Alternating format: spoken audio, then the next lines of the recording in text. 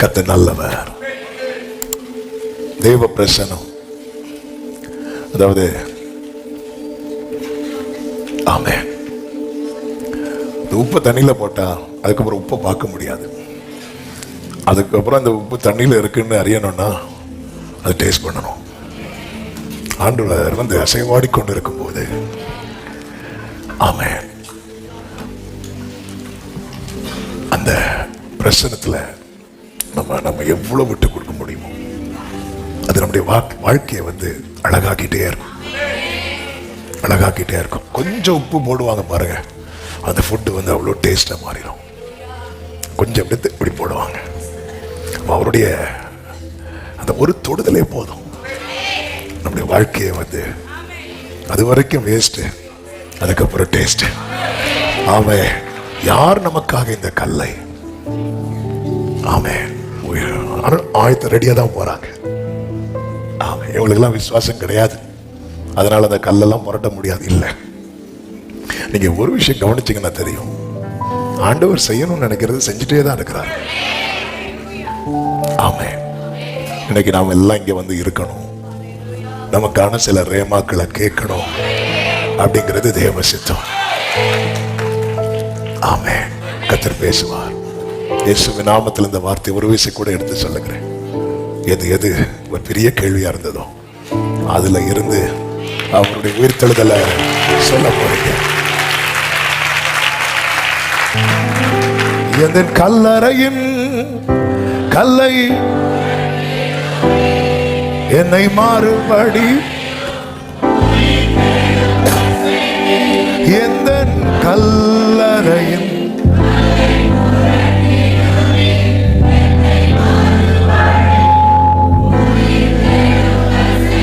ஓ இன்னும் துதிப்பே.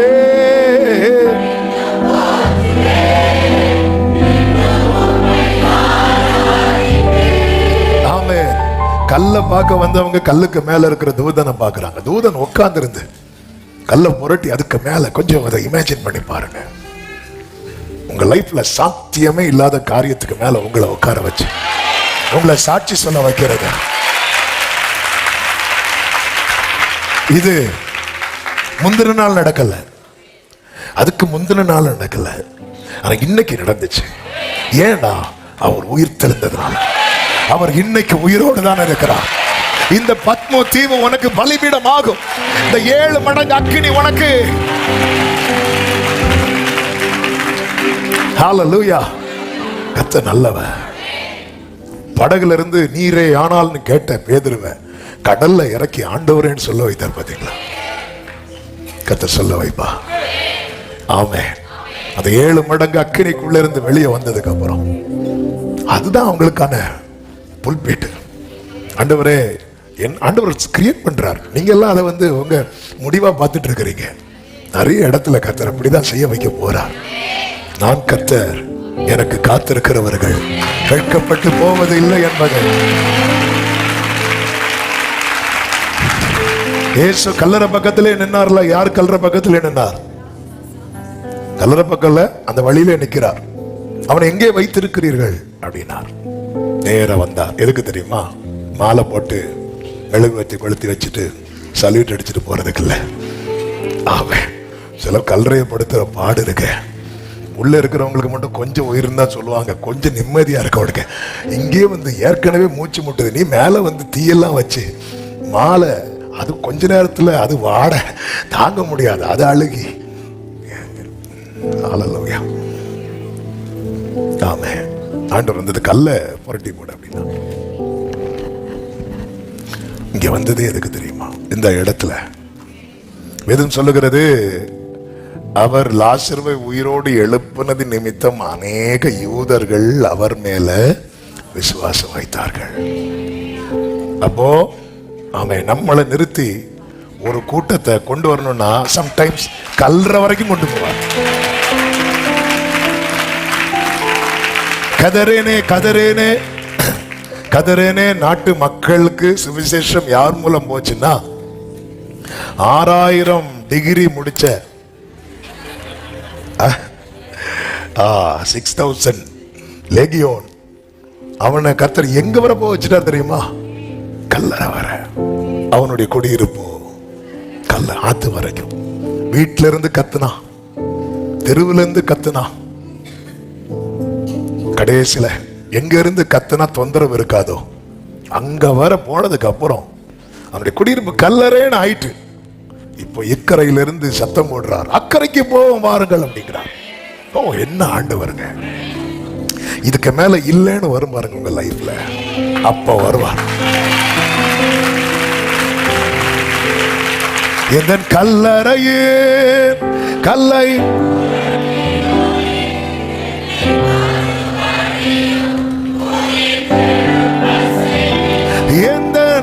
எத்தனை பேர் நம்புறீங்க? என்னை மாறு. ஓ, இன்னும் துதிப்பே, இன்னும் துதி, இன்னும் உம்மை ஆராதிப்பே, இன்னும் ஜீசஸ்.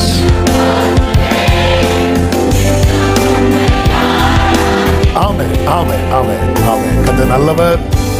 கர்த்தர் உங்களை ஆசீர்வதிப்பாராக. ஆமென். ஹல்லேலூயா. எப்பவுமே இந்த ஆவியானவர் நம்மில் தங்கி இருக்க இந்த கழுவப்பட்ட நிலையிலே நாம் எப்பொழுதும் இருக்க வேண்டியது அவசியம். ஒவ்வொரு நாளும் இந்த நான் சொல்லிய என் உபதேசத்தினாலே நீங்கள் இப்பொழுது சுத்தமானீர்கள் என்று சீஷர்களிடத்துல ஆண்டவர் சொல்லி இருக்கிறது யோவான் 15:2 நம்மால் பார்க்க முடியும். 15:3 நினைக்கிறேன், 3வது வசனத்துல. அப்போ இந்த வசனம் பிரசனம், தேவனோடு ஒப்புரவாகுதல், தேவனுக்கு முன்பாக நம்மை தாழ்த்துறது. ஒரு நாள் எந்த மனநிலைமை நமக்கு வந்துடக்கூடாதுன்னா, நான் முற்றிலும் தேறினவனானேன் என்கிற மனநிலைமை மட்டும் வந்துட்டு நம்ம அவுட்டுன்னு அர்த்தம். அடிக்கடி சொல்லுவேன், சர்ச்சில் போய் ஜோம் பண்ணி பாவியான ஒருத்தன் உண்டு. யார் தெரியுமா? பரிசேயர். ஜோம் பண்ணி யாரும் பாவி ஆயிராதீங்க. ஹல்லேலூயா. சர்ச்சில் இவன் ஆண்டவரே, இவன் எப்படி ஆண்டவரே பாவியானா, இவன் சர்ச்சில் போய் பாவியானா, அப்படி நம்ம மேல எழுதப்படக்கூடாது. ஆண்டவரே, நான் வாரத்துக்கு 2 நாள் உபவாசம் பண்றேன், நான் தசமபாகெல்லாம் கரெக்டா கொடுக்குறேன், நான் எல்லா கட்டளையும் கேட்க, நான் இவனை மாதிரி கிடையாது. பார்த்தீங்களா? ஆமே. அவன் சொல்றான், நான் இவனை மாதிரி கிடையாதுன்னு சொன்ன. இயேசு சொன்னார், நீ என்ன மாதிரி கிடையாது, நீ அவனை மாதிரி இல்லாததும் உனக்கு உன்னை நீதிமானா தெரியுது, அவனை பாவியா தெரியுது இல்ல. நீ எந்த அளவின்படி அளக்கிறாயோ அதே அளவின்படி நான் அளப்பேன். நீ என்ன மாதிரி இல்லை, அதனால என்ன பொறுத்த வரைக்கும் நீ நீதிமான் இல்லை. ஆமென். தாவீது ஒரு இடத்துல சொல்லுவார், என் கைகளின் சுத்தத்துக்கு தக்கதாய் அடிப்பார். 4 அடி வாங்கினதும் சொல்லுவார், நீதிமான் ஒருவனும் இல்லையே, அடியேனை நியாயம் தீர்க்க. கொஞ்சம் நம்ம நிமிர்ந்ததும் எசேக்கியா மாதிரி, நான் உமக்கு முன்பாக உண்மையும் உத்தமமாய் நடந்தேன். அப்படியா? ஆமென். நான் உமக்கு கொஞ்சம் நம்ம ஆண்டவரே இல்ல. பவுல் சொல்லுகிறார், பவுல் மாதிரி ஊழியம் செஞ்ச ஒரு அப்போஸ்தலன் கிடையாது, எல்லாரும் டாப். ஆனா அப்போஸ்தலன் பால் வேற அப்படின்னு சொல்றார். இந்த பாவிகள்னு லிஸ்ட் எடுத்தா பிரதான பாவி. எப்ப சொல்றாரு தெரியுமா? ஓட்டத்தை முடிக்கிற லாஸ்ட் ஸ்டெப்ல சொல்லிட்டு கால் வைக்கிறார். என்ன நம்ம லாஸ்ட் ஸ்டெப் வைக்கும் போது சொல்லுவோம், நான் தான் இந்த ஊர்லயே ரைட்டு லெஃப்ட் ஃப்ரண்ட் பேக் இல்ல, நான் அல்ல, நாட் ஐ பட் கிரைஸ்ட். இதுதான் ஆவிக்குரிய முதிர்ச்சி. இதை தருகிறவர் ஹோலி ஸ்பிரிட். அவர் என்னுடையதிலிருந்து எடுத்து ஜீசஸ எனக்குள்ள கம்ப்ளீட்டா ஃபீட் பண்ணுகிறது யார் அப்படின்னா ஹோலி ஸ்பிரிட்.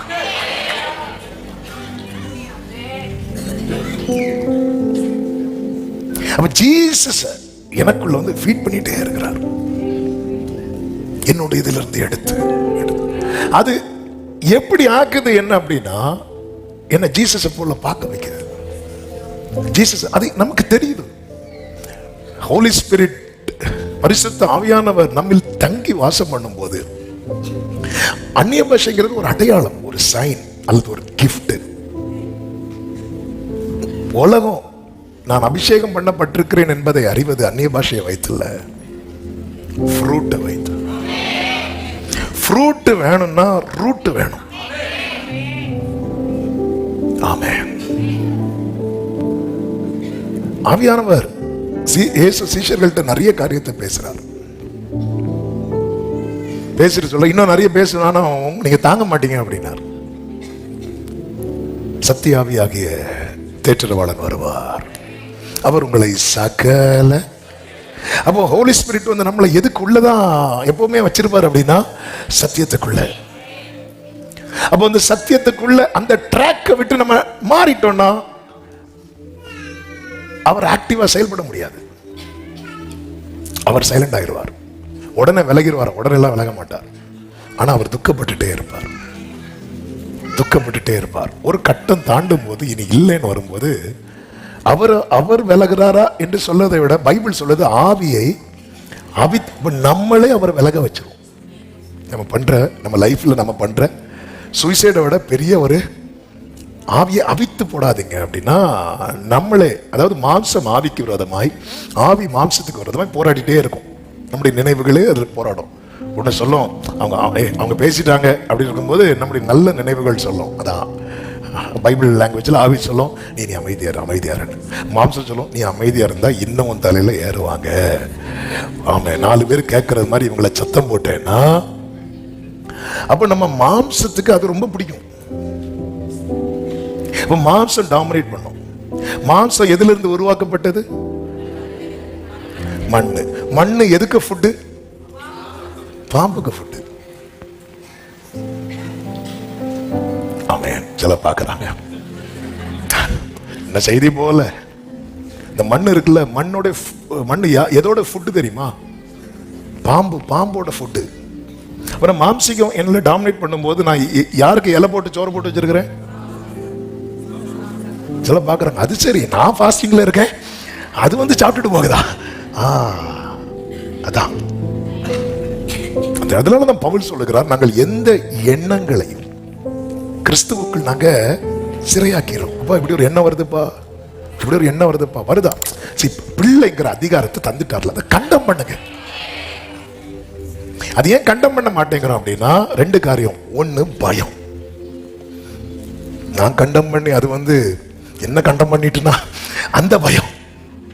இன்னொன்னு வந்து நமக்கு பிடிச்சிருக்கு,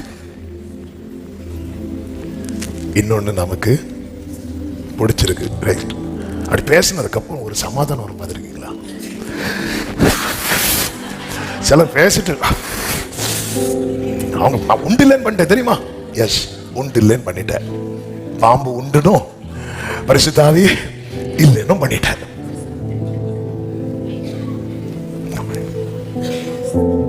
ஆவியானவராலே நம் புதிதாக்க. எனவேதான் தாவீது ஜெபிக்கிறாரு, உள்ளத்தில் உண்மை இருக்க விரும்புகிறேன். அந்த உண்மை வந்து எனக்குள்ள இருக்க மாட்டேங்குது, அப்ப என் உள்ளம் சரியில்லை. உள்ளத்தில் உண்மை இருக்க விரும்புகிறேன். உள்ளத்தில் உண்மையான சத்தியம், சத்தியமான வசனம். அந்த காரணத்தில் ஞானத்தை அப்ப அந்த சத்தியம் உள்ள இருந்தா அந்த ஞானம் வெளிப்பட்டுட்டே இருக்கும். இங்க போகாத, எனக்குள்ள வெளிப்படவே மாட்டேங்குது. இல்லைன்னா நான் ஏன் பச்சை பழம் பார்க்க போறேன்? எனக்குள்ள ஏன் இருக்க மாட்டேங்குது? அப்ப நான் அவங்க மாற்றம் எங்க வரணும்? ஜெபம் பண்றாரு, create in me a clean heart, சுத்த இருதயத்தை. அந்த தாவீது தான் 118 சொல்றாரு, நான் உமக்கு விரோதமாய் பாவம் செய்யாத படிக்கும்படிய வாக்கை என் இருதயத்தில். யார் இருதயத்துல வசனம் இருக்கிறதோ அவங்க இருதயத்துல உண்மை இருக்கிறது, அவர்கள் இருதயத்துல பரிசுத்தம் இருக்கிறது. அதனாலதான் நிலைவரமான ஆவியை என்னில் தாரும். ஆண்டவரே, நேத்து நான் அந்தி சந்தி என்னோட ஈவினிங் டைம் நேத்து நான் பிரேயர் பண்ணேன். சங்கீதம் 55 நீங்க படிச்சீங்கன்னா தெரியும். அந்தி சந்தி மதியான வேளைகளிலே தியானம் பண்ணி முறையிடுவேங்கிறார். அந்த ஈவினிங் ஒரு டைம் தான் கொஞ்சம் ரிலாக்ஸுக்காக மேல பாக்குற தாவீது கீழே பார்த்தார். அதாவது சத்துருவானவன் எவனை விழுங்கலாமோ என்று வகை தேடி நீங்க எவ்வளவுதான் துரத்தினாலும் அது வெக்கம், மானம், சூடு, என்ன கோரசா பாடுறீங்க தெரியுது இல்ல?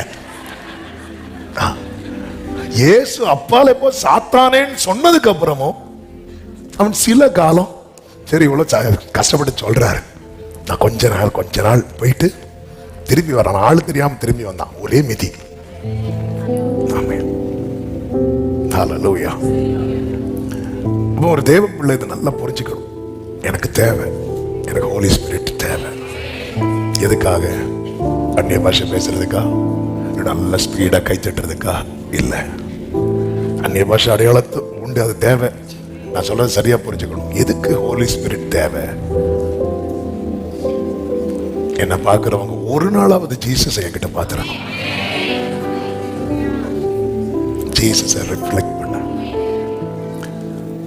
அதனாலதான் எபேசியர் 5:1 சொல்லப்பட்டிருக்கிறது, நீங்கள் பிரியமான பிள்ளைகளை போல தேவனை பின்பற்றுகிறவர்களாகி கிறிஸ்து நமக்காக தம்மை தேவனுக்கு சுகந்த வாசனையான காணிக்கையாகவும் பலியாகவும் ஒப்பு கொடுத்து நம்மில் அன்பு கூர்ந்தது போல நீங்களும் அன்பிலே நடந்து கொள்ளுங்கள்.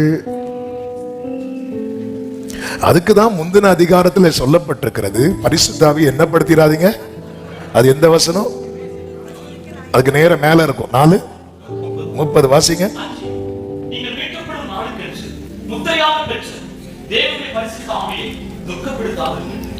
See, Father God வந்து ஜீசஸ் ரிஃப்ளெக்ட் பண்றார்.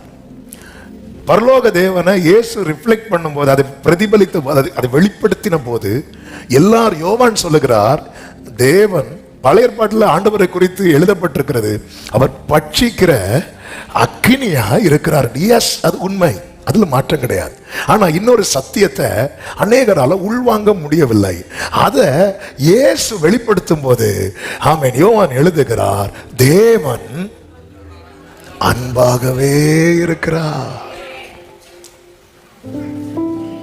அப்போ ஒரு அன்பான ஒரு தேவன், பரலோக பிதா என்பதை இயேசு எப்படி வெளிப்படுத்தினார் என்றால், அவருடைய பிரசங்கத்தில் மட்டுமல்ல, அவருடைய 33.5 வருட வாழ்க்கையில வெளிப்படுத்தினார். அப்ப இந்த நாட்களில் ஒரு தேவ பிள்ளைக்கு என்ன தேவை அப்படின்னா, கிறிஸ்துவை பிரதிபலிக்கிற ஆண்டவர் வந்து நம்ம கிட்ட சீஷர்கள்ட்ட சொல்லல. என்ன சொல்லல? பாரு, நான் வந்து 5 அப்பத்தை 5000க்கு அதிகமா பெருக பண்ணேன், நீ 5 அப்பத்தை அட்லீஸ்ட் ஒரு 50 பேருக்காவது. அப்படி அதெல்லாம் டிமாண்ட் பண்ணல, அதெல்லாம் அவருடைய கிரியை. ஓகே, நம்முடைய கிரியை, அதெல்லாம் கிஃப்ட். பரலோக டிமாண்ட் பண்றது ஃப்ரூட். நீங்க பொதுவாகவே பாருங்க, இந்த வரங்கள் உடையவங்களை வந்து உலகம் கொண்டாடும். ஐயோ, இவங்க பிராக்கெட்ல போடுவாங்க, பெயர் சொல்லி அழைக்கும் வரம் பெற்றவர். அதுவும் பெயர்லாம் உடனே சொல்லக்கூடாது, நிறுத்தி சாந்தி எழுங்கிறாதீங்க, சும்மா சொன்னேன். இந்த மாதிரி சொன்ன உடனே இப்படிப்பட்டவங்கள உலகம் கொண்டாடுது. ஆனா பரலோகம் வந்து அது கிஃப்ட் இல்ல, அது யாருக்கு கொடுக்கிறாரோ அவங்க அதை அடிக்கிறாங்க, அவங்க அதை யூஸ் பண்றாங்க. கிஃப்ட் அவனவன் பிரயோஜனத்துக்கு என்று வரங்கள் கொடுக்கப்படுகிறது என்று பைபிள்ல இருக்கு. என்னுடைய மினிஸ்ட்ரிக்கு எது யூஸ்ஃபுல், அந்த கிஃப்ட் ஆண்டவர் கொடுத்துட்டே இருக்கிறார், அது பெருக பண்ணிட்டே இருக்கிறார். அது திரும்பி பார்க்கும்போது என்னால் அதை புரிந்து கொள்ள முடிகிறது.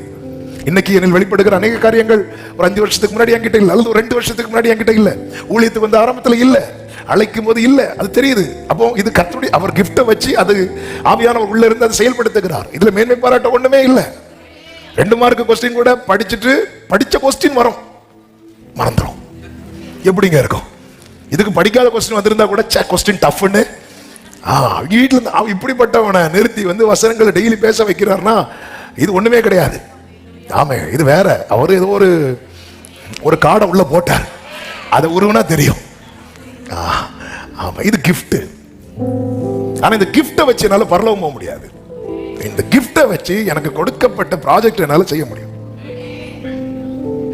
இப்ப என்ன எதுக்குன்னு அழைச்சிருக்கிறார், அதை செய்ய முடியும். பெசலேயேலை தெரிந்தெடுக்கிறார், ஆசரிப்பு கூடாரம் கட்டுறதுக்கு. அவங்க கிட்ட என்ன இல்ல தெரியுமா? இதுவரை அப்படி கெட்டி பழக்கமே. அவங்க செஞ்சதெல்லாம் செங்கலை சுட்டுட்டு இருந்தவன், செங்கலை சுட்டுட்டு இருந்தவங்க தானே எங்க எகிப்துல. அதுவும் பிளான் கொடுக்கிறது யாரு? கர்த்தர் மலையில கொடுக்கிறார். அந்த பிளான் ஒரு நூலு கூட மாறாம கீழே செய்யணும். அப்போ ஒரு ஸ்பெஷல் கிஃப்ட் அவனுக்கு தேவை. கர்த்தர் கொடுக்கிற ஞானத்தின் ஆவியை நான் அவனுக்கு கொடுப்பேங்கிறார். அது கிஃப்ட்.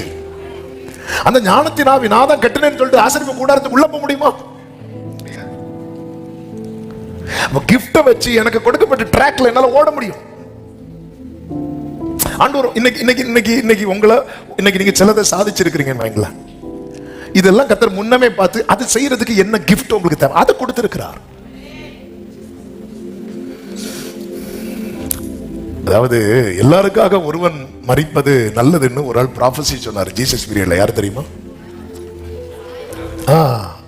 அவர் சீஷர்கள ஒரு ஆளா இல்ல. பைபிள் சொல்லுது அவன் அந்த வருஷம், அந்த வசனத்தை எடுத்தீங்கன்னா யோவான்ல இருக்கும், லெஃப்ட் சைட்ல கீழே ரைட் இருக்கும். எடுத்தீங்கன்னா இல்லைன்னா நீங்க தேடக்கூடாது. எடுத்தா குயிக்கா சொல்லுங்க. எல்லாரும் ஆன்லைன்ல எடுக்கிறவங்க எடுத்துருப்பாங்க, எடுத்து போட்டிருப்பாங்கன்னு நினைக்கிறேன். ஆமென். 18-14 வாசிங்க. 18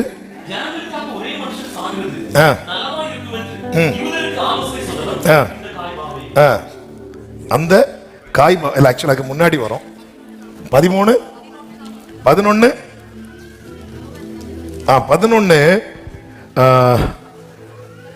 49 இருந்து வாசிங்க.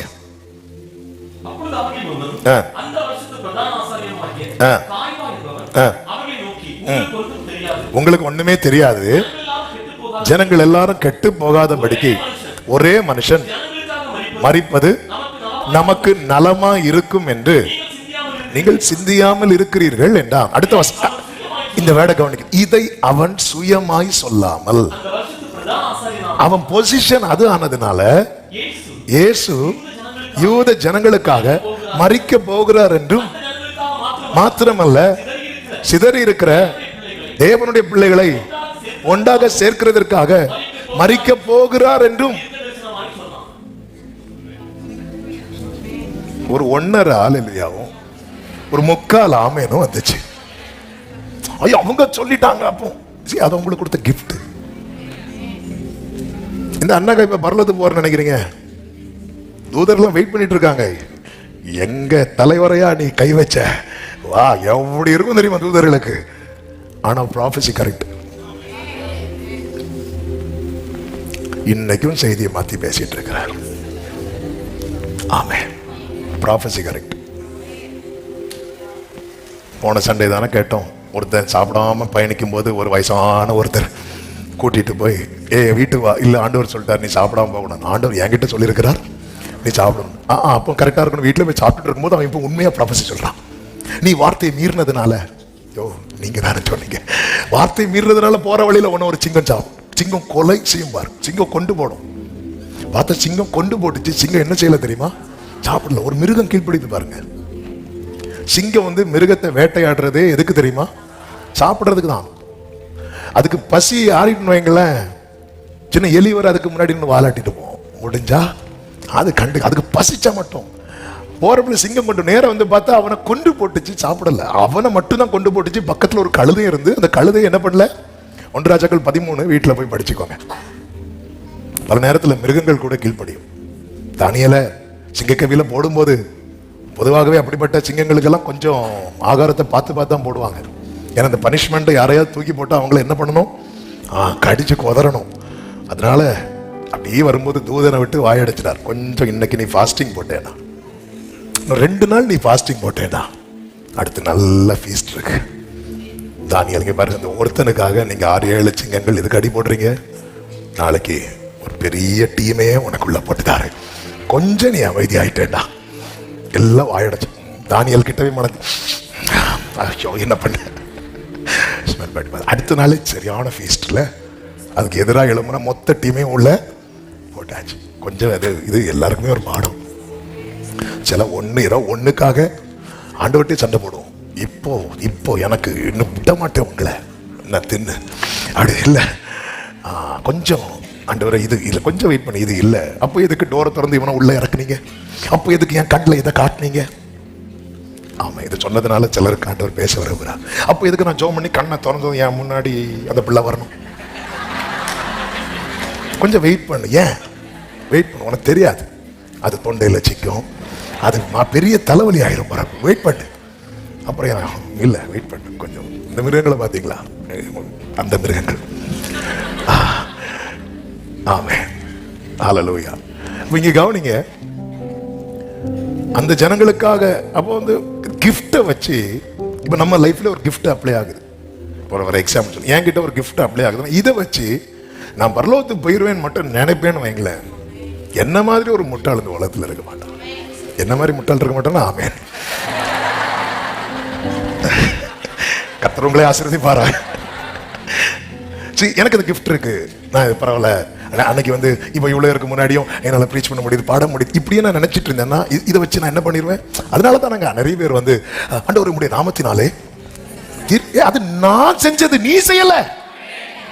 நீ தீர்க்க தரிசனம் உரைச்சேன்னு சொன்னது நீ இல்ல. நம்ம பல நேரத்தில் நான் கஷ்டப்பட்டு சம்பாதிச்சது, நான் கட்டு. அதனாலதான் உபாகம் 8 சொல்றாரு, உன்னை வாழ்ந்திருக்க பண்ணும்போது என் சாமர்த்தியம், என் கை. அந்த வசனத்தை வாசிங்க, உபாகம் 8:16 17 16 இருந்து வாசிங்க. உன் பிதாக்கள் அறியாத, இந்த வேர்டை கவனிக்கணும். உங்க அப்பா காலத்துல இதை யோசிக்கல.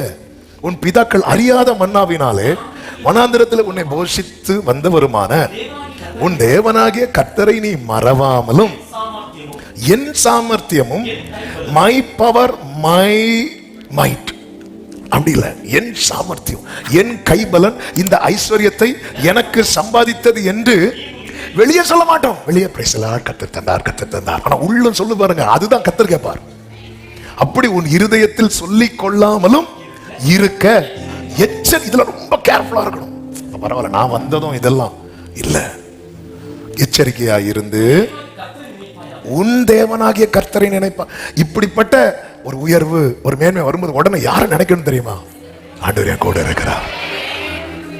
நீங்க நீங்க நீங்க ஒரு 10 நிமிஷத்துக்கு மேல உங்களுக்கு ஜெபிக்க முடியாது. ஆனா நீங்க ஒரு 1 hour ஜெபம் பண்றீங்களா, உடனே என்ன நினைக்க தெரியுமா?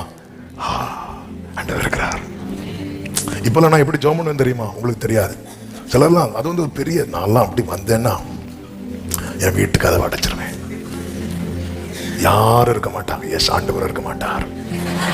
யாரும் இருக்க மாட்டாங்க. இல்ல, எது உடனே உடனே அப்படி ஒரு எண்ணம் வருதா? இது இது இது இது ஆனா என்ன பிரச்சனைனா, உலகம் வந்து ஆண்டவரை புகழாது, உங்களை தான் புகழ்வாங்க. அப்ப அந்த இடத்துல நம்ம உடனே யாரும் நினைக்கணும்? நம்மளை யாராவது பிரைஸ் பண்றாங்க, உடனே யாரும் நினைக்கணும்? Jesus, Jesus. அப்படி நினைச்சிட்டோன்னு வைங்களேன், அந்த புகழ்ச்சி வந்து நம்மளை பாதிக்காது. புகழ்ச்சினால பாதிக்கப்பட்டு அடி வாங்கின ஒருத்தன் உண்டு. யார் சொல்லுங்க பார்க்கலாம்? தாவீதான். எங்களுக்கு மொத்தம் 2 பேர் தெரியும். பழைய ஏற்பாட்டுல தாவீது, புதிய ஏற்பாட்டுல பேதுரு. எதை கேட்டாலும் ஏரோது.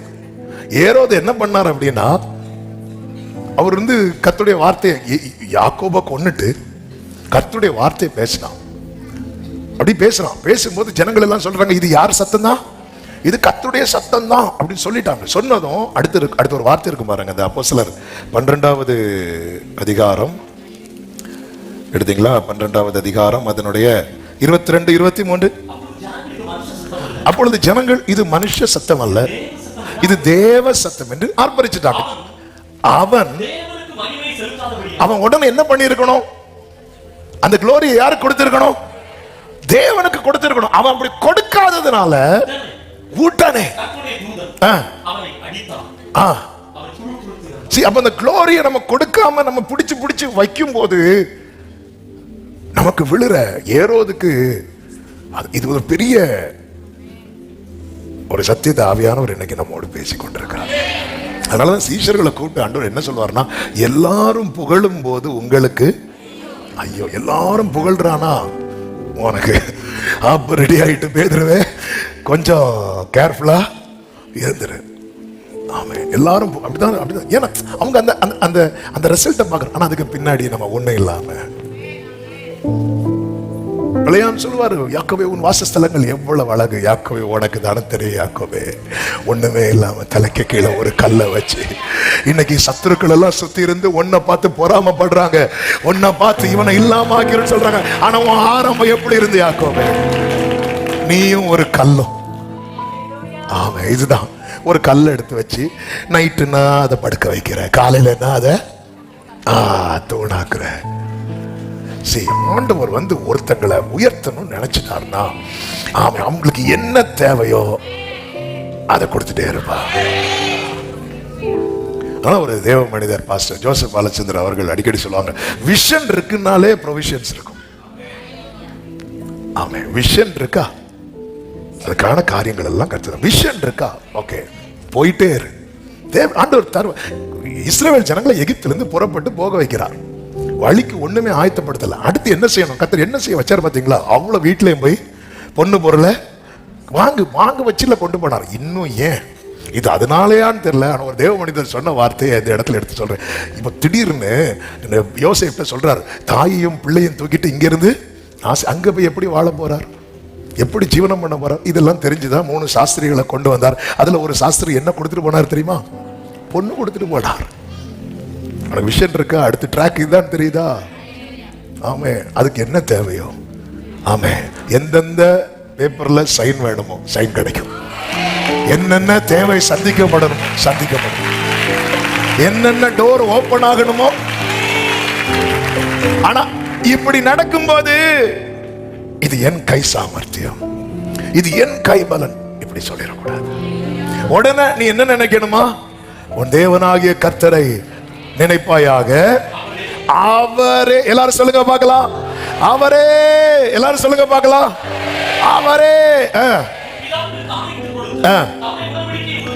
அவர் ஆணையிட்டு கொடுத்த உடன்படிக்கை உறுதிப்படுத்தும்படி இந்நாளில் உனக்கு உண்டாயிருக்கிறது போல ஐஸ்வர்யத்தையும் சம்பாதிக்கிறதற்கான பலன், அந்த ஸ்ட்ரெங்த், அந்த கிஃப்ட் உனக்கு கொடுக்கிறவர். எல்லை பெரிதாக பெரிதாக பெரிதாக அடுத்தடுத்து என்ன செய்யணும் கர்த்தர் செய்ய வச்சுட்டே இருப்பார்ல. ஆமே, கர்த்தர் நடத்தவில்லையா? கர்த்தர் பலம். உடனே இப்படிப்பட்ட எண்ணங்கள்லாம் வரும், எல்லாருக்கும் வரும், எனக்கு வரும், எல்லாருக்கும் வரும். கொஞ்சம் நம்ம உயரும் போது நமக்கு வரதான் ஆரம்பிக்கும். அந்த நேபுகாத் நேச்சருக்கு வந்து உண்மையிலே நேபுகாத் நேச்சர் வச்சு பார்த்த போது நம்ம எல்லாம் எத்தனை புல்ல தின்றுக்கணும் இல்ல. அவன் வந்து கொட்டடிச்சு ஊருக்கு சொல்லல, அவனுக்குள்ளேயே சொல்லி நான் கொட்டினேன் வெளியே வந்து பார்த்தா அப்படியா சொல்றேன், நீ இன்னும் கீழே விழுந்து மிருகத்தை போல. அப்போ ஆண்டவர் வந்து ஒரு சத்துருவே நான் கட்டினதுன்னு சொன்னதே ஆண்டவருக்கு பிடிக்க மாட்டேங்குது. அதாவது அவன் தேவ பிள்ளையும் கிடையாது, ரட்சிக்கப்பட்டவனும் கிடையாது, இஸ்ரவேல் வம்சதானம் கிடையாது.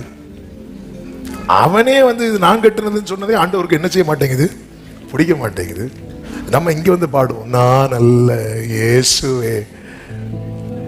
ஆனா ஃபுல்லா பேச்சு நான்ங்கிற வார்த்தைக்கு சொந்தக்காரரே அவர் தான். இப்படி எண்ணங்கள் வரும்போது உடனே ஆண்டவர் நினைக்கணும். ஆண்டவர் என்ன சொன்னார் சீஷர்கள்ட்ட? என்னை அல்லாமல் உங்களால் ஒன்றும் செய்ய. ஆமேன்னு சொல்லுங்க பாக்க. அப்ப நமக்குள்ள அந்த ஃப்ரூட் தான் நம்ம விளங்க வேண்டும், வெளிப்பட வேண்டும். இன்னும் 1-2 வசனங்களை படிச்சுட்டு கொஞ்ச நேரம் கூட இதுக்காக இன்னைக்கு ஒரு ஜெபம் பண்ண போறோம். ஆண்டவரே, ஆமே, எடுத்த செய்தி இன்னைக்கு பேசல, எப்படி 2 செய்தி இப்ப பெண்டிங் ஆயிட்டு. ஆமே, கர்த்தருக்கு சித்தம்னா நாளைக்கு எது தாராரோம்.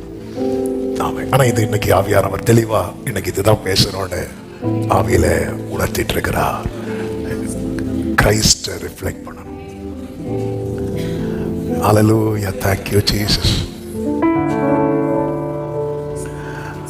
உம்மை போல் என்னை மாற்றுமையா, உமக்காக என்னையே தந்தேன்.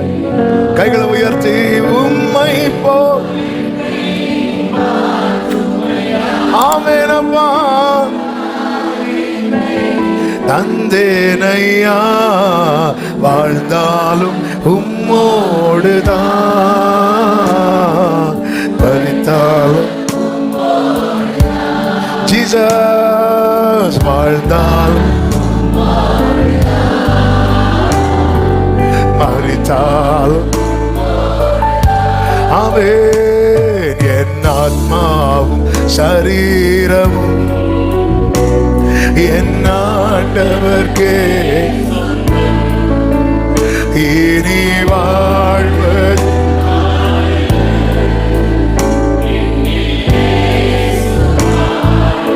நல்ல கவனமா கேளுங்க.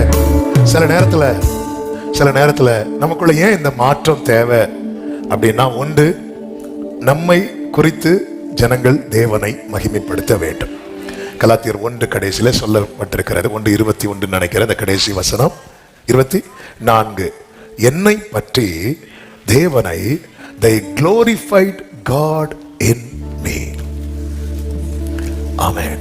நம்மளை குறித்து இதுக்காக பவுல் என்ன சொல்றார் தெரியுமா? நான் அனுதினமும் சாகிறேன். பவுல் லைஃப்ல பலவீனம் என்கிற ஒரு முள் கொடுக்கப்பட்டது. ஆண்டவர்கிட்ட போய் நிற்கும் போது ஆண்டவர் சொல்றார், பவுலே அது இருக்கட்டும், ஏன்னா அது இல்லைன்னா நீ உன்னை உயர்த்துவ பவுலே. அப்படி ஆண்டவரே, அப்போ இந்த முள்ளு இருக்கிறது வரைக்கும் நான் என்னை உயர்த்த மாட்டேன் ஆண்டவரே. இல்ல உயர்த்த மாட்டேன், அப்ப இந்த முள்ளு இருக்கட்டும். இதான் பவுல். தாவீது சொல்றாரு, நான் உபத்திரவப்பட்டது எனக்கு. இதான் தாவீது. பழைய ஏற்பாட்டுல தாவீதை டாப்லயும், புதிய ஏற்பாட்டுல பவுல டாப்லயும் கத்தர் வைக்கிறதுக்கு ரீசன் நிறைய உண்டு. அதுல ஒண்ணு இது. சங்கீதம் எழுதி தள்ளுறாரு. 150 சங்கீதங்கள் இருக்கு. கொஞ்சம் சங்கீதங்கள் மட்டும் வேற ஆட்களுக்கு. ஆனாலும் மொத்த சங்கீதம்னால யார் மட்டும்தான் மேல நிக்கிறா தெரியுமா? தாவீதின் சங்கீதம். புதிய ஏற்பாட்டுல 27 புத்தகத்துல 14 புத்தகத்தை கத்தர் யாரை வச்சு எழுதுறாருன்னா, நான் என்கிற சுயம் அடி வாங்குறதுக்கு கர்த்தர் நியமித்த பாதையை குறித்து மேன்மை பாராட்டுகிறார்கள் இவர்கள்.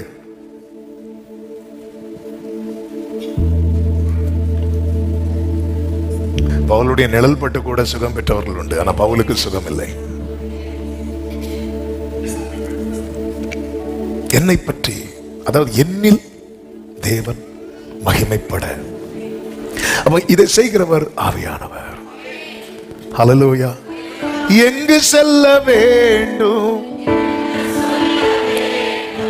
வழி நடத்தும் glory. எங்கு ஆமென் வழி நடத்தும் ஓரலா மதனரே.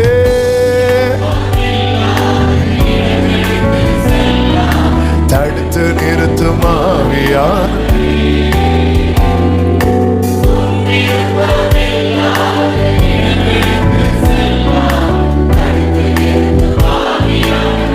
ஆவியானவரே. ஆவியா, கைகளை உயர்த்தி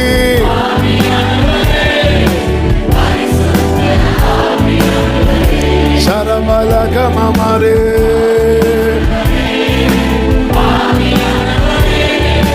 பரிசுத்த கர்த்தருக்கு மகிமை உண்டாவதாக.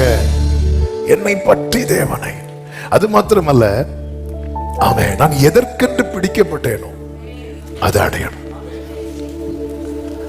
அது மட்டுமல்ல, என்னை பார்க்கிறவங்க எல்லாம் கிறிஸ்துவை.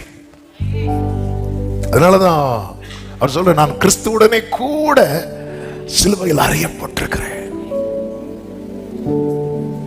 என்னை காண்போர் நல்ல நல்ல நல்ல நல்ல கவனமா கேளுங்க. இது ரொம்ப முக்கியம்.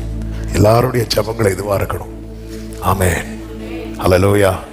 என்னுடைய 1000 பிரசங்கங்களை விட நான் கிறிஸ்துவை வெளிப்படுத்துவேன். ஆனால் அது பெரிய தாக்கத்தை உண்டாக்கும். அதனாலதான் சொல்றேன், நான் அனுதினமும் சாகிறேன். சில இடத்துல பவுல் சொல்றான், உங்களை விட அதிக அந்நிய பாஷை பேசுறேன். அப்பதான் அந்த முள்ளு அவருக்கு, நான் உங்களை விட தீர்க்க தரிசனம். சில இடத்துல சொல்லுவார், நான் அங்க அந்த கஷ்டப்பட்டேன் இந்த கஷ்டப்பட்டேன் சொல்லிட்டு சொல்லுவார், ஐயோ புத்தினமா என்னை பேச வச்சிருக்கேன்னு சொல்லி ஃபீல் பண்ணுவார். ஒரே ஒரு இடத்துல பரலோகத்தை விசிட் பண்ணதை சொல்லுவார். அதுலயும் பேர் சொல்லல, எனக்கு ஒருத்தனை தெரியும். ஆமென். நம்ம ஏதோ லைட்டா சொப்பனம் பார்த்தா கூட புக் அடிச்சு போட்டுரும்.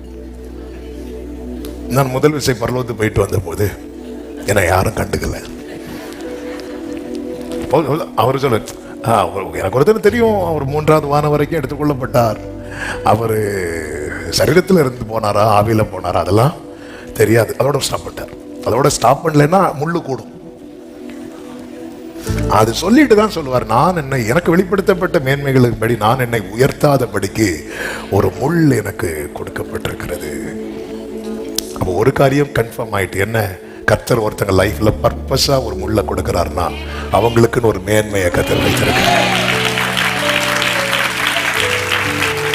அந்த மேன்மை அடையணும். அந்த மேன்மை தான் என்ன? தீமோத்தேயுக்கு எழுதும்போது சொல்லுகிறார், நல்ல போராட்டத்தை போராடினேன், ஓட்டத்தை முடித்தேன், விசுவாசத்தை காத்துக்கொண்டேன், இது முதல் எனக்கு நீதியின் கிரீடம் வைக்கப்பட்டது. பவுலுக்கு எப்படி தெரியும்? ஏற்கனவே காட்டி கொடுத்துட்டார். காட்டி கொடுத்தார், இங்க பாரு கிரீடம் இருக்கு, உனக்கு தான் கொடுங்க ஆண்டவர், இப்ப வைக்க மாட்டேன், இந்த ரேஸை நீ கம்ப்ளீட் பண்ணணும், கம்ப்ளீட் பண்ணா இது உனக்கு தான், இது உனக்கு தான் பவுலே. இது பேதுருக்கு வேற கிரீடம், யோவானுக்கு வேற கிரீடம், இந்த கிரவுன் வந்து உனக்கு தான். ஆனால் நீ இதை கம்ப்ளீட் பண்ணணும், இந்த கோர்ஸை கம்ப்ளீட் பண்ணணும், இந்த ரேஸை நீ வந்து கம்ப்ளீட் பண்ணணும். அதனாலதான் பவுல் சொல்ற, நான் ஆகாதவனா போயிடக்கூடாது, பெற்றுக்கொள்ளத்தக்கதா. ஐயோ எனக்கு குடிச்ச காட்டிட்டார், இதை காட்டிட்டார். சில பிள்ளைங்கள்ட்ட சொல்லுவாங்க தெரியுமா, நீ இத்தனை மணிக்கூர்ல படிச்சு முடிச்சா உனக்கு எனக்கு ஐஸ்கிரீம். அந்த பிள்ளைங்க அந்த படிக்கிற அந்த ஐஸ்கிரீமை மனசுல வச்சுட்டு அந்த ஆர்வத்தை மொத்தம் படிப்புல 6 மணிக்கு ஹோம்ஒர்க் முடிக்கணும், 5:30 முடிச்சுட்டு இருப்பாங்க ஐஸ்கிரீம். ஏன்னா இப்படிதான் பவுல் இப்படிதான் ஓடுறாரு. ஒரு தேவ பிள்ளை இந்த நிச்சயத்தோட, எனக்கு இதோ மேன்மையை வச்சிருக்கிறார்,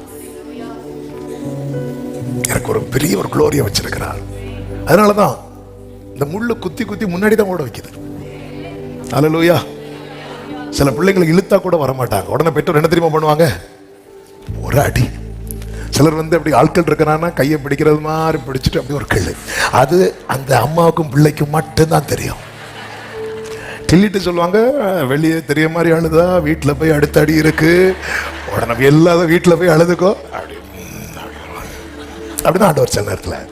பவுலை குறித்து எல்லாரும் பாப்பா வந்துட்டான், உலகத்தை கலக்குகிறவர்கள், அவர் தடவிட்டே வராரு, உலகத்தை கலக்கிறவனா இங்க எனக்கு உள்ள கலக்கிட்டு இருக்கு, என் கஷ்டம் எனக்கு தான். ஆனா வெளியே அப்படி விட்டு விடுக்க மாட்டார், உலகத்தை கலக்குகிறவர்கள். ஏன்னா ஆண்டவரை பொறுத்த வரைக்கும் பவுலே, ஊழிய செய்யற எல்லாம் ரைட்டு தான், ஆனா உன் ஊழியம் ஒண்ணு பரலத்துக்கு கொண்டு வராது, உன் ஓட்டம் தான் ஒண்ணு பரலத்துக்கு கொண்டு வராது.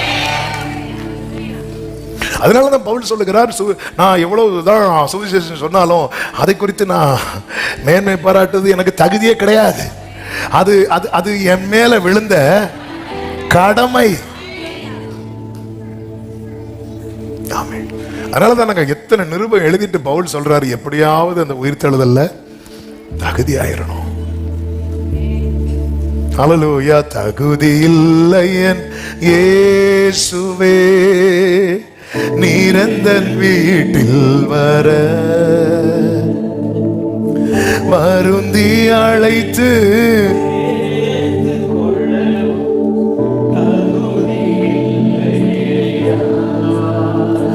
எந்தன் பாவதோஷங்கள் கொடியதையா, என்மேல் கருணை காட்டு.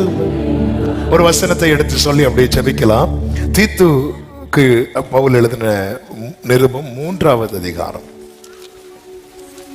அதனுடைய 7வது வசனத்தை வாசிக்க கேட்கலாம். 3:7 எடுத்துட்டீங்களா? புதிய ஏற்பாடுல 296வது பக்கம் 296.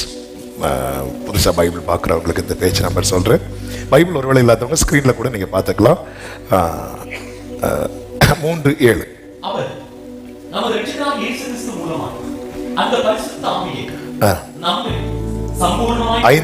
ஐந்து வாசிங்க.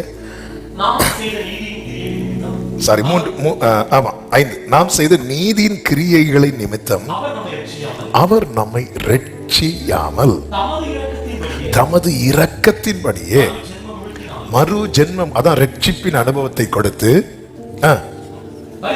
பரிசுத்த ஆவியினுடைய புதிதாக்குதலினாலும். இனி 7வது வசனம் 6 வாசிங்க. தமது கிருபையினாலே நாம் நீதிமான்கள் ஆக்கப்பட்டு நித்திய ஜீவன் உண்டாகும் என்கிற நம்பிக்கையின்படி சுதந்திரராக தக்கதாக. இனி ரட்சிக்கப்பட்டவங்களுக்கு ரட்சிப்பு எப்படி கிடைச்சுன்னா நம்ம நீதினால அல்ல, அவருடைய இரக்கத்தினால. கிருபை, கிருபை. இதுக்கு மேல கிருபையினால, அப்பா எனக்கு கிருபையா ரட்சிங்கப்பா, எப்ப அவங்கள மன்னிங்கப்பான்னு இயேசு கிட்ட ஒருத்தங்க வந்துட்டாங்கன்னா அவங்களுக்கு ரட்சிப்பு கிடைக்கும். அப்படி ரட்சிக்கப்பட்டவங்க இனி யாராக மாறணும்னா சுதந்திரராக மாறணும். எதுக்கு? ஆமென். நித்திய ஜீவன் உண்டாகும் என்கிற நம்பிக்கையின்படி எஸ், பரிசுத்த ஆவியை சம்பூரணமாய் பொழிய பண்ணினார். எதற்கு தெரியுமா? புதிதாகணும். 5 கடைசி வாசிங்க. பரிசுத்த ஆவியினுடைய புதிதாக்குதல். ஆமென். renewing of the Holy Ghost. நான் பாடுவேன், புதிதாக்கும் பரிசுத்தரே புது படைப்பாய். புதிதாகிறதுனா என்ன? கருப்பு வெள்ளையாகிறதா? வெள்ளை சோப்பாகிறதா? என்ன புதிதாகணும்? என்ன மாற்றம் இருக்கணும்? என்ன மாற்றம் இருக்கணும்? அதுதான் 3வது வசனத்திலே சொல்லப்பட்டிருக்கிறது. முற்காலத்திலே நாமும் ஏறக்குறைய 7 காரியங்கள் என்று நினைக்கிறேன். புத்தியினரும் கீழ்ப்படியாதவர்களும் வழி தப்பி நடக்கிறவர்களும் பலவித இச்சைகளுக்கும் இன்பங்களுக்கும் அடிமைப்பட்டவர்களும் துர்க்குணத்தோடும் பொறாமையோடும் ஜீவனம் பண்ணுகிறவர்களும் பகைக்கப்படத்தக்கவர்களும் ஒருவரை ஒருவர் பகைக்கிறவர்களுமாயிருந்தோம். ஹோலி ஸ்பிரிட்டை சம்பூரணமா கொடுத்து ரட்சிப்புக்குள்ள நம்ம கொண்டு வந்துட்டார். ஒரு சில மாதங்களுக்கு முன்பாக ஒரு சாட்டர்டே நைட் ஆவியானவர் பேசினார். மன்னிப்பு மட்டும் முக்கியம் கிடையாது, மாற்றம் முக்கியம். மன்னிப்பு கிருபையினால கிடைக்கும், மாற்றம் பரிசுத்த ஆவியினால கிடைக்கும். இனி என்ன மாற்றம் தேவைன்னா, முந்தி நம்ம எப்படி இருந்தோமோ இனி அப்படி இருக்க கூடாது. முந்தி எப்படி இருந்தோம்? ஒன்று சொல்லுங்க, புத்தியினரா இருந்தோம். அப்ப ஹோலி ஸ்பிரிட் நமக்குள்ள வரும்போது நம்ம எப்படி மாறிடுவோம்னா புத்திமான்களாக.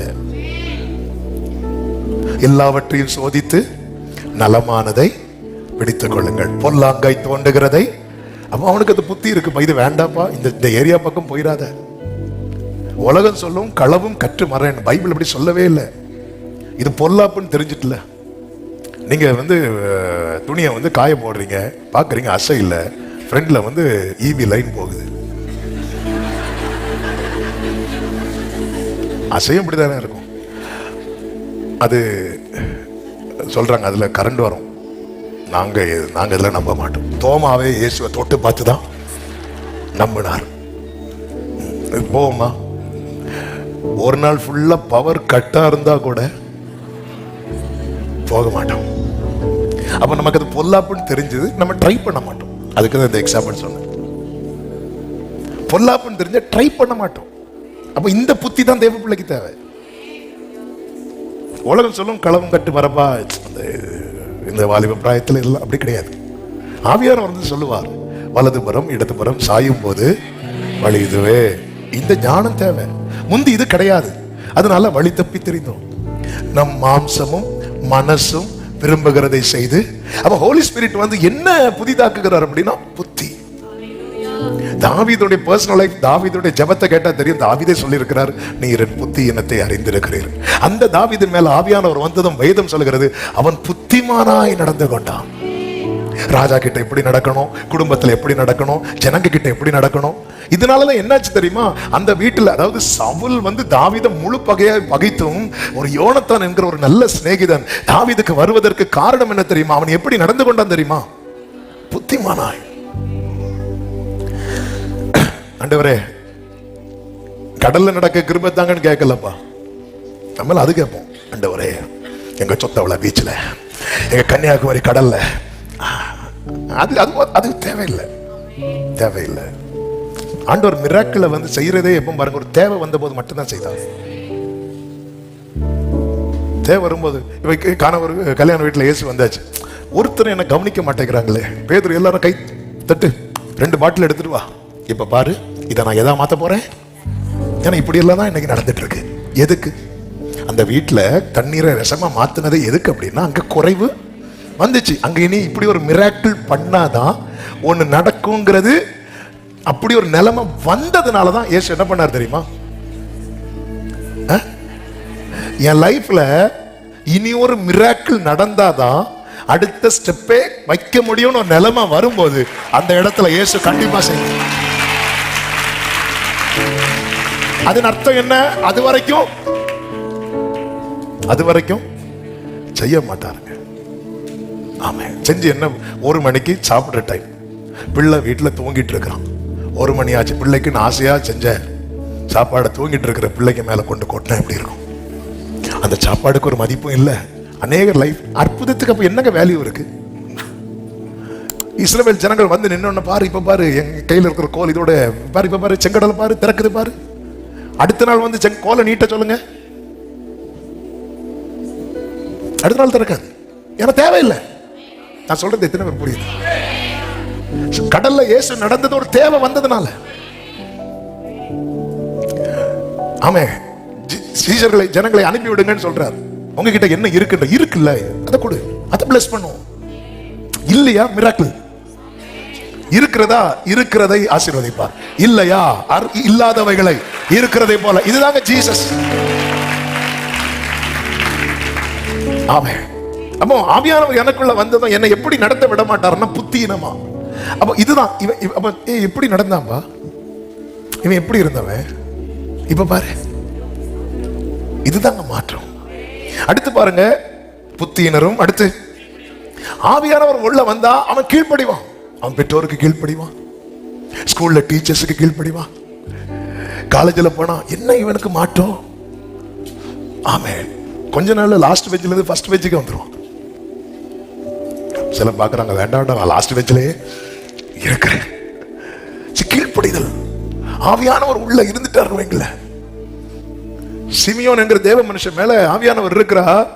அவன் வீட்டுக்கு போறான், ஆவியின் ஏவுதல்னால திருப்பி ஆலயத்துக்கு வரான். ஆவியானவர் சொல்ற சர்ச்சுக்கு போ, உடனே சர்ச்சுக்கு வந்தாச்சு.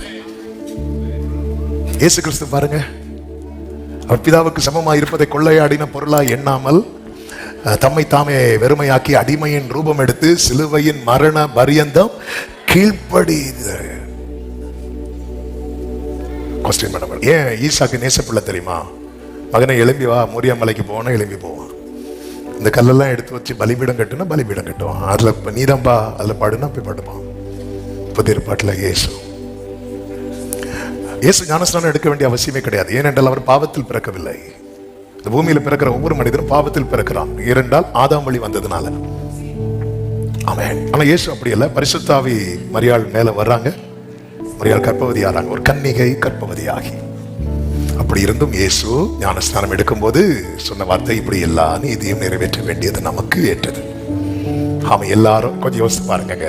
பாவம் அறியாதவர், பாவிகள் மனம் திரும்புற கூட்டத்துல ஒருத்தரா வந்து நின்று, ஏன்னா ஒபே பண்றாரு. கீழ்ப்படிந்ததும் பிதாவுக்கு கீழ்ப்படி. அற்புதம் செய்யும் போது கேட்காத சத்தம் கீழ்ப்படியும் போது உண்டானது என்ன தெரியுமா? என்னுடைய நேசகுமாரன்.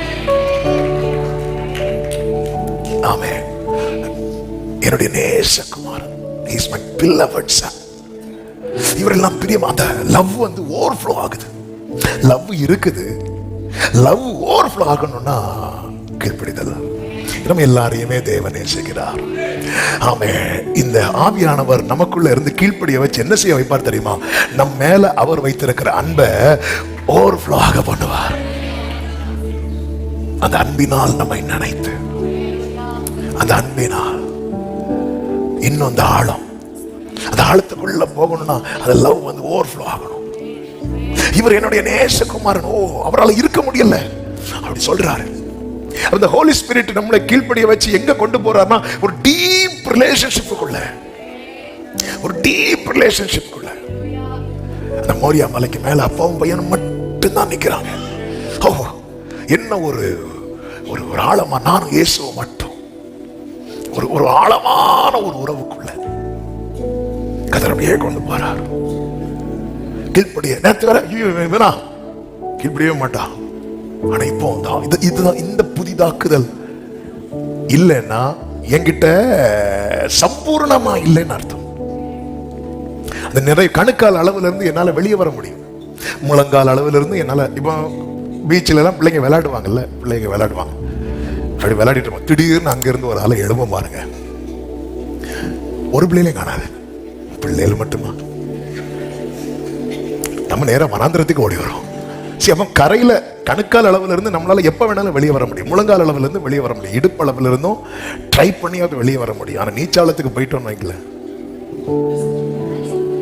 அவன் அந்த சம்பூரணத்துக்குள்ள ஒருத்தன் போயிட்டான், அவன் கீழ்ப்படிந்துதான். ஆண்டவரே, உடைய சத்தத்துக்கு எனக்கு கீழ்ப்படிய முடியல இருக்கா? என்ன கேட்கணும் தெரியுமா?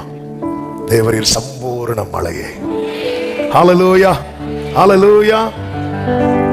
அருள் ஏராளமாய் பெய்யும் உறுதி வாக்கிதுவே, ஆறுதல் தேறுதல் தீரளாம் மிகுதியே, அருளேராளம் அருள் அவசியமே, அற்பமாய் சொற்பமாய்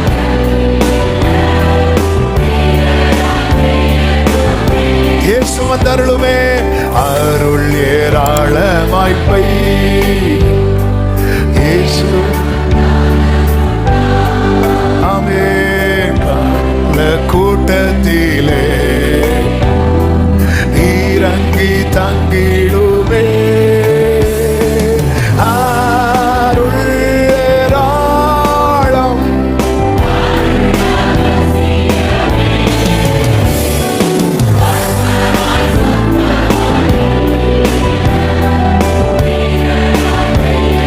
ஜீசஸ் மேல இந்த ஹோலி ஸ்பிரிட் எப்படி இருந்தாருன்னா நிறைந்து. லூக்கா 4:1 இருக்கு, அவர் பரிசுத்த ஆவியினாலே நிறைந்து. அந்த அந்த அந்த நிறைவு. ஆமென். full of the holy spirit. பரிசுத்த ஆவியினாலே நிறைந்து, அது நிறைந்து. அதனால பாத்தீங்களா, அவர் புத்திமானாய் தான் எல்லாத்திலும் நடப்பார். ஜீசஸ் உடைய ஒரு குவாலிட்டி பாத்தீங்கன்னா, எங்க பேசணுமோ அங்கதான் பேசுவார். பேச தெரியும்னு எல்லா இடத்துலயும் பேச மாட்டார். அவன் யார்கிட்ட என்ன சொல்லணுமோ அதான் சொல்லுவார், எங்க என்ன செய்யணுமோ அதான் செய்வார். ஆமென். ஆண்டவர் அவ்வளவு. அப்போ புத்தீனமா நடந்த ஒருத்தன் புத்திமானா நடக்கிறான்னா அவன் யாரை ரிஃப்ளெக்ட் பண்ணிட்டான் தெரியுமா? ஜீசஸை ரிஃப்ளெக்ட் பண்ணிட்டான். ஆண்டவர் எல்லாத்திலையும் கீழ்ப்படிந்தார், எல்லாத்திலையும் கீழ்ப்படிந்தார். அவர்கிட்ட அதிகாரம் இருக்கு, கவர்மெண்டே அவர் தோல்ல தான் இருக்கு, கர்த்தத்துவம் அவர் தோல்ல இருக்கு. அவர் நினைச்சாருன்னா அந்த அந்த அந்த ஜனங்கள் எல்லாம் இவனை சிலுவையில் அறைய வேண்டும் சொல்லும் போது மட்டும் இப்படி பார்த்தாருன்னா தூதர்கள் சோதமா பார்த்து எரிஞ்சு தெரியுமா? அப்படி எரிக்க எவ்வளவு நேரம் தான் ஆகும் என் ஆண்டவருக்கு? ஆனா கீழ்ப்படிந்து. அப்போ ஒருத்தங்க நமக்கு தெரியுது, அப்ப நம்ம அந்த கீழ்ப்படிதலுக்குள்ள போகும்போது நம்ம ஜீசஸை ரிஃப்ளெக்ட் பண்றோம். அடுத்து பாருங்க, அந்த வசனம் சொல்லுகிறது தீத்து 3:3 வழி தப்பி நடக்கிறவர்களா இருந்தோம்.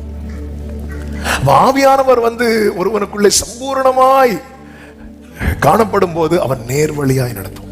தாவீது அழகா ஜெபிப்பார்ல, உமக்கு பிரியமானதை செய்ய. சங்கீதம் 143:10 எனக்கு கற்றுத்தாரும் நீரே என் தேவன், உம்முடைய நல்ல ஆவி என்னை செவையான வழியிலே நடத்த வேண்டுமே.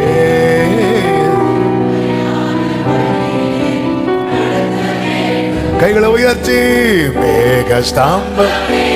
ஓ,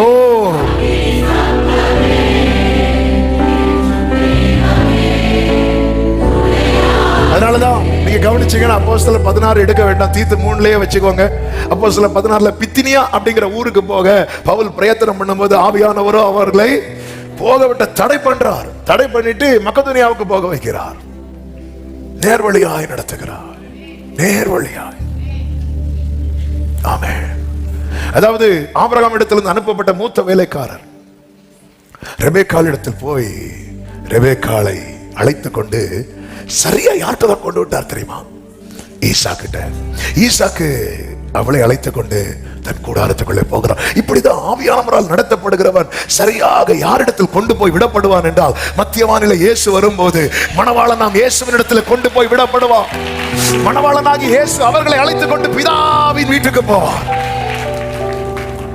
தனியா ரெபேக்காள் எனக்கு ஈசாக்கு இருக்கிறாங்கன்னு போனா வழியில நோ கேரண்டி. அப்போ இந்த இந்த மூத்த வேலைக்காரர் ரெபேக்காளை அழைச்சிட்டு போகும்போது ஈசாக்கை குறித்து அவர் கண்ணு இப்படி இருக்கும், அவர் மூக்கு இப்படி இருக்கும், அவர் வாய் இப்படி இருக்கும், அவர் முடி இப்படி இருக்கும். ஒவ்வொன்றா சொல்லி சொல்லி சொல்லி சொல்லி சொல்லி சொல்லி சொல்லி எத்தனை வாலிபர்களை இந்த ரெபேக்காள் வழியில பார்த்துருப்பாங்க. ஒவ்வொருத்தரையா பார்த்து இது யாரு இது யாரு கேட்கல. ஏன்னா உள்ள வேற ஒரு பிக்சர் ஓடிட்டே இருக்கு, உள்ள வேற ஒரு பிக்சர் ஃபீட் ஆகிட்டே இருக்கு. ஓ ராமா கமாலா மாதானா மகரா ஓ தரா மாலாரா. கரெக்டா ஈசாக்கு கிட்ட வந்ததும் கேட்கிறாங்க, இவர்தாமா? உடனே ஒட்டகத்திலிருந்து இறங்கி நாளைக்கு அவரை பார்க்கும்போது, அவர் வரும் நாளில் என்னை காரமா செய்து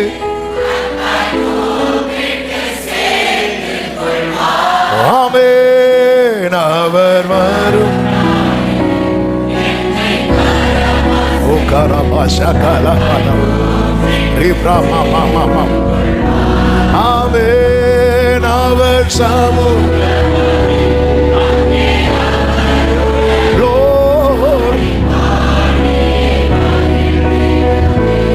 ஆமென். நேர்வழியாய் நடத்தும். அது மட்டும் இல்ல, முந்தி நம்ம அடிமைப்பட்டவர்களாய் இருந்தோம் என்று சொல்லப்பட்டிருக்கிறது. அடிமைத்தனம். ஆவியானவர் வந்துட்டாருன்னு வைங்களேன், கர்த்தருடைய ஆவி எங்கே உண்டோ அங்க இயேசுவை சாத்தான் அடிமைப்படுத்த பார்த்தான், ஜனங்கள் வந்து அடிமைப்படுத்த பார்த்தாங்க. பிலாத்தும் வந்து டீல் வைக்கிறான், ஏரோது தூது அனுப்புறான். எல்லா விதத்திலும் ஒன்லையுமே அவர் சிக்கல. ஏன்னா ஹோலி ஸ்பிரிட் வந்து அப்படி நிறைந்திருந்தான். அடிமைத்தனம் இருக்காது. சம்பூர்ணமா சம்பூர்ணமா இன்னைக்கு அதுதான் தேவை. ஒருத்தன் அடிமை ஆயிட்டானாலே அவனுடைய நன்மைகள் பறிக்கப்படும், அவனுடைய சுதந்திரம் உரிமைகள் பறிக்கப்படும், அவனுடைய வாழ்வாதாரம் பறிக்கப்படும். அவன் இஷ்டம் போல அவனுக்கு நியமித்த பாதையில ஓட முடியாது. பேதுருக்கு கர்த்தர் ஒரு தீர்க்க தரிசனம் சொல்லுவார்ல, இப்பொழுது நீ உன் இஷ்டப்படி நடக்கிறாய், முதிர் வயதுல உன்னை கட்டிட்டு போவாங்க. எதுக்கு அப்படி? அது எதை சொல்லுவார்னா, இரத்த சாட்சியா மறிக்க போற. இப்ப உன்னை கட்ட முடியாது பேதுரு, ஏன்னா உனக்கான ட்ராக் இருக்கு. இப்ப நீ நினைச்ச பாதையில போகலாம். முதிர் வயதுல உன்னை கட்டுவாங்க, உன்னை கட்டி அவங்க இஷ்டத்தை கொண்டு போவாங்க, உன்னை கொலை பண்ணணுங்கிறத, அவர் இரத்த சாட்சியை மறிக்க போகிறதே ஆண்டவர் வந்து இப்படி ப்ராஃபஸியா சொல்லுவார். அப்போ ஒரு காரியம் தெரியும், ஒருத்தர் கட்டப்பட்டிருக்கிறனாலே அவனால ஒண்ணுமே பண்ண முடியாது. நீங்க கவனிச்சீங்கன்னா தெரியும், கட்டப்பட்ட சிம்சோன் அந்த பில்லர்ல கை வைக்கிறதுக்கு கூட இன்னொருத்தர்களுடைய சப்போர்ட் தேவைப்பட்டுச்சு. தூண் எங்க இருக்கு, தூண் எங்க இருக்கு, தூண் எங்க இருக்கு. நம்ம கட்டப்பட்டிருப்போம்னா நம்ம ஒரு சேர்ல வந்து உட்கார்றதுக்கு கூட இன்னொருத்தங்க சப்போர்ட் நமக்கு தேவை. பில்லர்ல இந்த ஒண்ணுமே பண்ண முடியாது. அடிமைத்தனம் இல்ல. புதிதாக்கப்படுகிறது என்னன்னா, அவன் அடிமையா இருந்தவன் சுயாதீனமா இருப்பான். யூதருக்கு பயந்து கதவை அடைச்சு கொண்டிருந்தவங்க இப்ப தைரியமா நின்று கர்த்தரே தெய்வம்னு பேசிட்டு இருக்கிறாங்க. ஆமே. அடுத்து பாருங்க, ஆமே, துர்க்குணத்தை எல்லாம் அவர் எப்படி மாத்துவார் தெரியுமா? நற்குணமாய். முன்ன எப்படி இருந்தோம்? துர்க்குணத்தோடும் பொறாமையோடும். துர்க்குணம். ஆமே. நம்முடைய கேரக்டர்ல சேஞ்சஸ் இருக்கும், நம்முடைய மனசுல ஒரு மாற்றம் இருக்கும். பொறாமையே இருக்காது. இந்த பொறாமை இல்லாத, இந்த பொறாமை என்பது என்ன சொல்லப்பட்டிருக்கு தெரியுமா? அது எலும்பு. அது வந்து எலும்பு மட்டும் உருக்காதுங்க, மொத்தத்தில் எல்லாத்தையும் உரிக்கிறோம். எலும்பு உருக்கி பொறாமை வந்து ஹோலி ஸ்பிரிட் நிறைந்திருந்தா எப்படி பாருங்க. ஃபார் எக்ஸாம்பிள், ஸ்தேவான் இருக்கார், சாரி யோவான் ஸ்நானன். அவர் வந்து தாயின் வயிற்றில் இருக்கும் போதே பரிசுத்த ஆவியில நிறைந்தவர். அப்ப அவர்கிட்ட வந்து அவருடைய சீஷர்கள் சொல்றாங்க, நம்ம கிட்ட வர கூட்டம் எல்லாம் இப்போ இயேசு கிட்ட போயிட்டு இருக்கிறாங்க, அவரும் ஞானஸ்நானம் கொடுத்துட்டு இருக்கிறார் அப்படி சொல்லும் போது யோவான் என்ன சொல்லுவார் தெரியுமா? அவர் பெருகட்டும். இதான் பொறாமை இல்லாத மனது. ஏங்க, உங்களை விட அவங்க நல்லா சம்பாதிக்கிறாங்க, அவங்க பெருகட்டும். வராது, கஷ்டப்பட்டு தான் வருது. ஏங்க, நீங்க இப்பதான் இடம் வாங்குறதுக்கே யோசிக்கிறீங்க, அவங்க இடம் வாங்கி வீடு கட்டிட்டாங்க, அவங்க பெருகட்டும். ஆமே. இது வீடு கட்டிட்டாங்களா? எத்தனை அடி? 5, தூக்கு 5.5 ஃபவுண்டேஷன். போதும், அந்த ஊர்ல 3 அடியே போதும். இருந்தாலும் தூக்கு. அவங்க இந்த கதவு போடுறாங்க, நீ போடு இந்த கதவு. போட்டு கதவை போடுங்க, எல்லாம் போடுங்க, உள்ள தங்கணும். ஆமே. அவர் பெருகட்டும். ஜீசஸ். இதை படிக்கும் போது ஆண்டவரே என்ன இப்படி படிக்கும் போது சொல்லுவோம், ஆனா மற்றபடி சொல்றது கொஞ்சம் கஷ்டம். ஆண்டவரே இது எப்பவுமே டிஃபால்ட்டாவே மைண்ட் அப்படி செட் ஆகட்டும். ஆண்டவரே ஒருத்தர் வளர்றாங்களா? நல்லா இருங்க, நல்லா இருங்க. ஆமே, நல்லா இருங்க. பக்கத்துல 2 பேரை பார்த்து சொல்லுங்க, நல்லா இருங்க. என்னை விட நல்லா இருங்கன்னு சொல்லுங்க பார்க்கலாம்.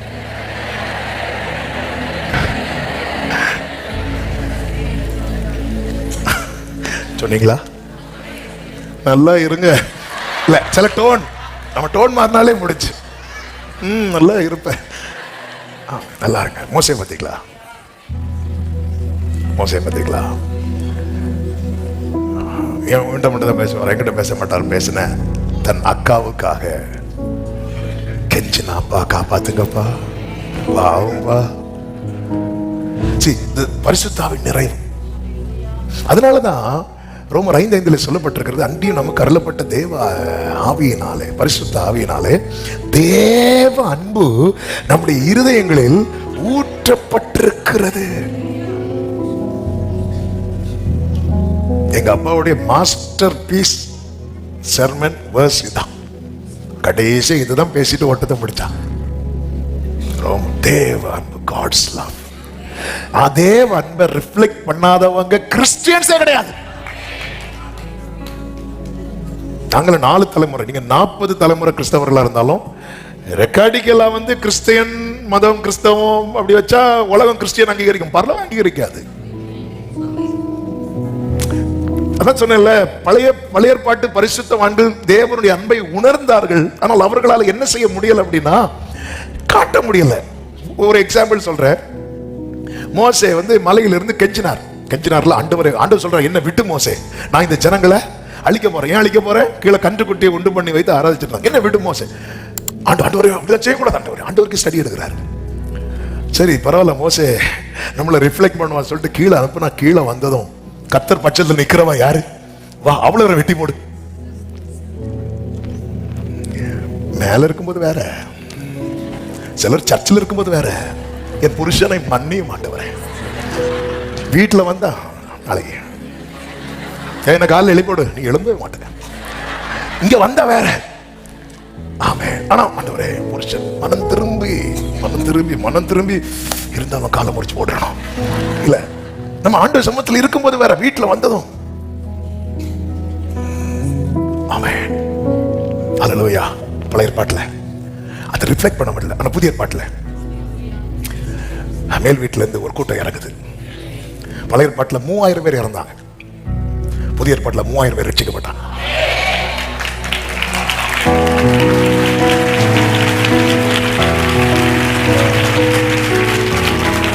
ஆண்டவர் சமூகத்தில் இந்த மேல் வீட்டில் கொண்டு உங்களை திருப்பி அனுப்புறது, ஆமென், சிலரை அழிக்கிறதுக்கல்ல, அநேகரை ஆதாயப்படுத்துவதற்கு. ஆமென். அங்க பழைய ஏற்பாட்டில் மோசே லேவியரோடு சேர்ந்து நின்று இது எல்லாரையும் வெட்டி போட்டான். புதிய ஏற்பாட்டில் பேதுரு 11 பேரோடு கூட சேர்ந்து நின்று கிறிஸ்துவை வெளிப்படுத்தினார். அப்பொழுது அங்க 3000 பேர் மடித்தார்கள், இங்க 3000 பேர் ரட்சிக்கப்பட்டார்கள். புதிதாக்கும் பரிசுத்தரே, புது படைப்பாய் மாற்றுமையா, புதிதாக்கும் பரிசுத்தரே,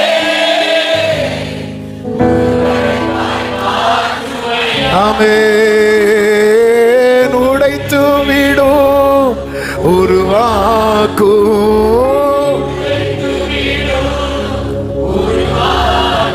ஆமென், பண்படுத்து. பிரியமான கர்த்தருடைய பிள்ளைகளே, ஆமென், அல்லேலூயா. அதனாலதான் ஆரோனும் மிரியாமும் மோசேக்கு அகைன்ஸ்டா பேசும்போது, மோசே அந்த பகையை ஏன் உள்ள வைக்கல தெரியுமா? மோசேக்கு தெரியும், நாளைக்கு இவங்களுக்காக நான் தான் ஜெபிக்கணும். ஒருவேளை நான் மிரியாம் இப்படி பேசுறான்னு சொல்லி அந்த பகையை உள்ள வச்சிருந்தான்னு வைக்கல, அந்த மிரியாம் அந்த அடியிலேயே மறித்திருப்பான். தேவ பிள்ளைகளே, உங்களுக்கு விரோதமா சிலர் எழும்பும் போது ஆண்டவர் கை வைப்பார். ஆனா அந்த ஆத்மாவுக்காக நீங்க உத்தரவாதம் எடுத்துட்டீங்கன்னா நீங்க கிறிஸ்துவை காட்டிட்டீங்க. ஆமென். சிலுவையில அவரை தொங்க விடுறாங்க. இயேசு சொல்ற, பிதாவே இவர்களுக்கு மன்னியும். அவர் மட்டும் ஒருவேளை மன்னிக்கலைன்னா சாத்தான் அதை லூப்பா பிடிச்சிட்டு வந்திருப்பான். பாத்தீங்களா பாத்தீங்களா, இதான் சாத்தான். அந்த இடத்துல கூட பிதாவே இவர்களை மன்னியும். இயேசு ஒரு ஊரார் சேர்க்கவே இல்லை. யோவான் யாக்கோபு வராங்க, அக்கினி இறக்கி இவங்களை அழிச்சிருவோம். உனக்குள்ள என்ன ஆவி இருக்கு? அது பழைய ஆவி. உனக்கு தேவன் கொடுக்கிறது பரிசுத்த ஆவி. ஆமென். கசப்பு யார் மேலேயாவது இருக்கா? இந்த சம்பூரணம் அது மாற்றம். மாறணும்னு விரும்புறீங்களா? விரும்புறவங்க இறங்குவாங்க. அதாவது கால் நினைக்கிறவங்களுக்கு கரை போதும். ஆனால் முத்து முத்து முத்து வேணும்னு நினைப்பாங்க பாருங்க, டைமண்ட், அந்த பேள் இல்ல ஆழத்துல அது வேணும் நினைக்கிறவங்க மட்டும்தான் ஆழத்துக்குள்ள போவாங்க.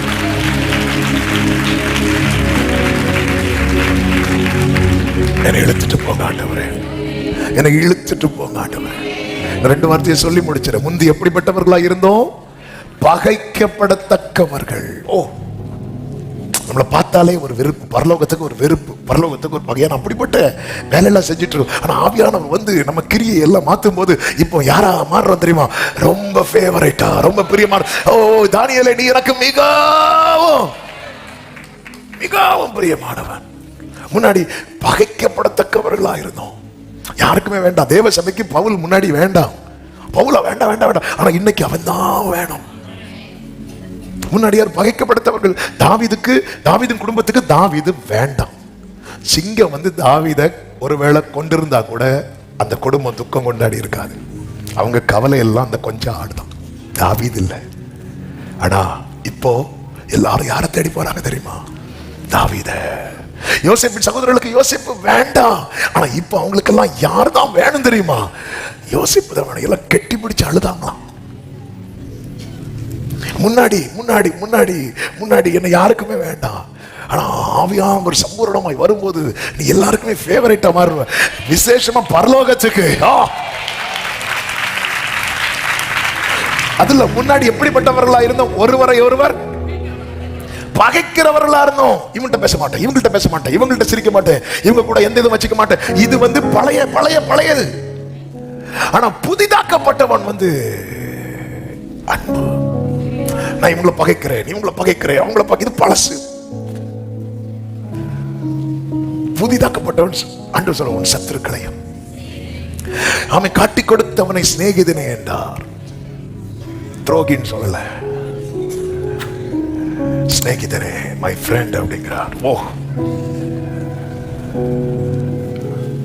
இதுதான் பரிசுத்த ஆவியினாலே புதிதாக்கப்படுதல்.